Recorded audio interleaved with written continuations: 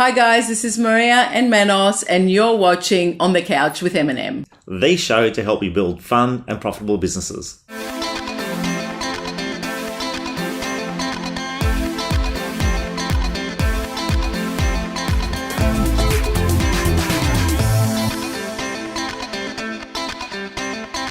Hi guys, welcome back.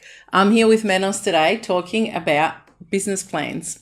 So we're very excited about, we did a show about business planning, our business planning day. This is not the same. This is about your business plan for your business. So And about the numbers. It's all about the numbers. How much, what's the market capacity? How much of the market capacity do you want? So it is all about the numbers. At the end of the day, when you set out to build a business, the first thing you need to know is how much money, how much gross commission income is available in that marketplace. It's in your core area. Yeah. So we're going to go through some examples here. So we use, again, in an Excel workbook, we keep things really, really simple.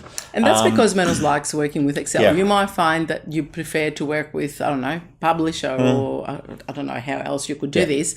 But just find a way, I guess, that you can collect that information and use it. For those people who would like to get a copy, by all means, just email us and we'll send you the whole workbook. And those people that listen to our marketing podcast would have received the whole workbook as well. Yeah. It has all the marketing. So what do we mean by the market capacity? Well, the market capacity is looking at your last 12 months and how many homes were sold in your market. So, for example, one of the key KPIs that you need to understand about your business, how many homes in your service area. And when I talk about homes, I talk about homes, dwellings, land, anything that your business can target, can sell and make commission on. And so I've taken out a real live example of one of our offices. So, for example, in one of our offices' territories, there's 11,850 homes and units. We looked at their 2017 turnover. In 2017, the turnover of homes sold and units sold was 748. In other words, 62.3 homes were sold on a monthly basis. Now, we know the average fee in this core market is about $10,500. That's not necessarily the fee that you will charge. You might be a little bit more. Hopefully you are a little bit more, and hopefully you're not a little bit less. If the average is about $10,500, if you're one of the key statistics that we know is if you're really good and you're the dominant agent, normally your fee is going to be 10 to 20% more higher than the average. Than the average. So again, that could be just a guesstimate as well. So in this particular example, we know the average sale fee is $10,500 per sale property. Number of sales in the core area is 748. So you just multiply those two figures and you get your total market capacity of 7,854,000 annually. And again, I highly recommend everyone do that in their own marketplace. Just look at the last 12 months and see how many sales there were. And where do you get that data from? Just RP data or Price Finder. If you just Google it, you'll be able to find it. Yeah. So it's just really, really simple. What I want to add before you keep going with the numbers is that I want the business owners to think about this as exactly the same as what you're doing with your salespeople, because we sit down with our salespeople and we do the planning for the whole year. So we ask them the questions. How much you want to achieve? Is it $500,000? Is it $1 million? And then we work the numbers backwards. We have a look at their territory. What market share do they need to achieve their goals? If it's $500,000 or 300,000. And then we also look at, their conversion rate, so we can see how many appraisals, how many listings they need to get. It's not different for your business, is it? So it's just in a bigger scale. It's amplified. So, a part of it would be recruitment as well. Definitely. So how many agents? We'll touch on that as well. So how many agents you need to achieve your office targets. It's exactly the same thing. Yeah. So the other key metric you need to know about your service area is how many sales agents service your service area. So if in this particular suburb there's 11,850 properties, But in total, when we add up all the sales agents, including personal assistants that are out there in the field, we class them as a sales agent, actually servicing that area. So in this instance, there's 28 sales agents that service 11,850. It's quite interesting. That figure 10 years ago was 3 per thousand. Yeah. It's actually dropped a little bit. Yeah. I actually have found that the number of agents servicing per thousand homes has actually dropped to about 2.5. And I attribute that because I see a proliferation of EBUs, effective business units, that actually can leverage the volume that they can do per person.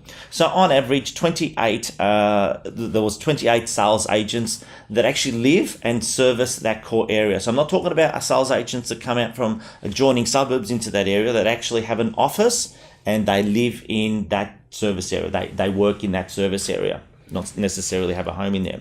So what that gives us, from 748 sales transactions, is 28 sales agents. So on average, each sales agent is selling about 27 homes in this core marketplace. So 2.23 per month, which, believe it or not, is, as I said, it's gone up a little bit. So normally the average transaction is about 1.8. And it does vary, but not too much. So we've got a snapshot there now of the market capacity, the 7.854 million. How much do you want to do as an office director? So in this example, the office director wants and work backwards. We're re-engineering the business. So the office target for this particular office is 1.2 million. They want to achieve 1.2 million GCI. It's relatively new in their marketplace. They're going to go for the average fee. So being new, they know we want to be on the average. They'll try and charge a little bit more than the average than competitors. But if you work on averages, there's a higher success rate. So 10,500. So they know they need to be doing 114 sales to achieve their $1.2 million. Now, if the average sales agent is doing 27 homes per year and they want to be doing 114, they know they need 4 sales agents to do that. So it could be a director plus an assistant plus 2 other sales agents, or it could be 4 sales agents within that organisation. Now, they may have to get to 6 sales agents, 1 or 2 may not make it, and get to a stable team of 4. But if they started the year with 4 sales agents... And not everyone writes the same number, so you might have like a higher achiever in there, and then a medium, and then 3, totally, writing a little bit less. Yeah, maybe selling only 15 homes in the year. Yeah. So long as they're achieving their goals, that's how the mix certainly works out. It's so simple, isn't it, when you do the numbers? It just gives you so much clarity. And then we look at the number of listings required. So, we believe there's going to be a 90% success rate in the sale. So we know 1 in 10, it's actually a lot less than that now as they get withdrawn, but because the market's really strong. In Melbourne. Melbourne, they need to get 127 listings. They believe with a lot of marketing that they're doing, that their appraisals that can go into are not necessarily going to be hot appraisals. So working on a 5-to-1 appraisal ratio. So for every 5 appraisals that the team do, that they will list a property. So they need to be doing 635 for the year. So, and I've broken them down to a monthly basis. And also the other thing is number of listings to be held at any one time.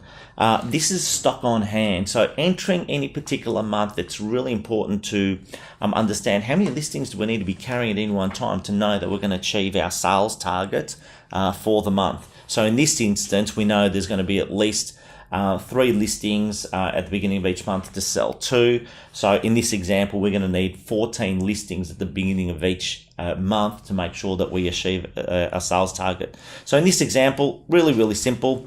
$1.2 million is the target. We know the average fee is $10,500. We're going to need a team of 4. We have a listings success ratio, sales success ratio of 90%.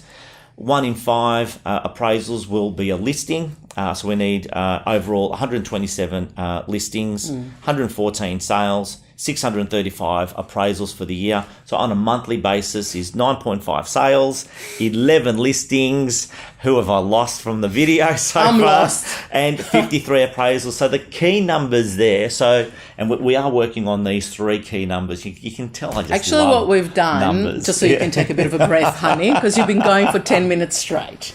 Okay, so what we've actually done this year was an idea of one of our directors actually at our planning day with our directors, and we thought it was fantastic, and we're rolling it out to the whole group, is to, when you work out what your number is, actually, we communicate with each office. We've got a private pager. Let me start there so you can understand what we're doing. We've got a private Facebook page, and we communicate our successes through that page. So we will write, just listed this property, and also other agents can see our listings within the group, so they can introduce buyers to that listing, because we cross-sell within the EView group, all EView group members. So what we decided to do this year is every agent and every office, once we work out what our target is, we will put that on that pager. So we will tell the whole group that my target for this year is 50 sales, for example, if I wanted to write 500 grand. And every time I sell a property, I will post that in the Facebook page, private pages, 1 of 50, 2 of 50, 3 of 50, 5. Now, if you're a single office, a board could be a good idea. And then when you write your sales on your board, you can write the number next to each sales so agent. that keeps you accountable with each other within the office, and the office can do the same as well. So, for example, for us to achieve what we want to achieve in Frankston, we need to do, I don't know, how many sales this year to achieve, is it 5 million that we want to So hit? we're doing 5 million in turnover. Our average fee is just under $11,000. So it's just on 450 sales that our target is for this year. So every week at our weekly sales meeting, we're going to be going, okay, we're at 20 out of 500 sales, at 25 or whatever. So it keeps everybody accountable. It keeps the directors on on the ball as well. Yeah, in regards to everyone's goals, but the overall goal as well is really well known to the whole team, and it just brings that camaraderie and the teamwork together. Definitely. Yeah.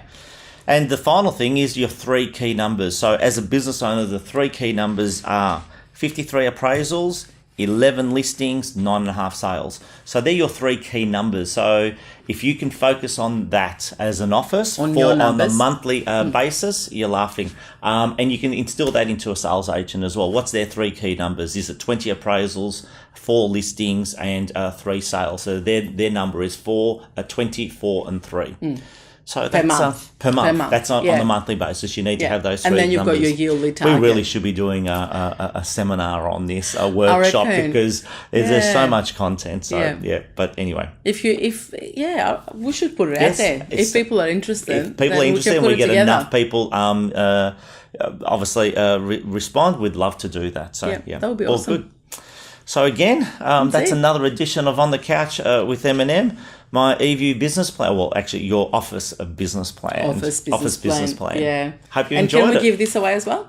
Yeah, definitely. So again, if you request it, I will be able to send you the whole workbook and all the other stuff that we obviously give our leaders in our team. Thanks for joining us, guys. Thank you. Look forward to seeing you next time.